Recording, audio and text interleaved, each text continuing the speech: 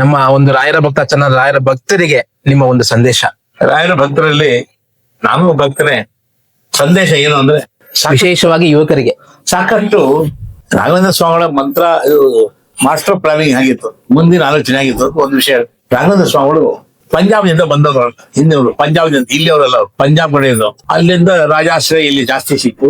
ಭಕ್ತ ಪ್ರಹ್ಲಾದನ ಹಿರಣ್ಯಕಶಿಪುನ ರಾಜಧಾನಿ 3.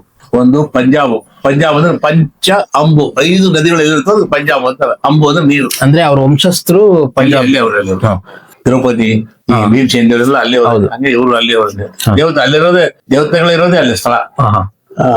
ಅಲ್ಲಿಂದ ಈ ಕಡೆ ಬಂದ್ರು. ಯವನೋ ಘೋರಮಾಕರ ಅಂತ ರೀತಿನೋ ವಂದ್ಯವಾಸ ಅಂತ ಕೆಲವು ಬರುತ್ತೆ. ಅಲ್ಲೆಲ್ಲ ಯವನರು ಆಕ್ರಮಣ, ಈ ಕಡೆ ಕೆಲವು ಜನ ಆರ್ಯರು ಓಡಿ ಬಂದ್ರು. ಆರ್ಯ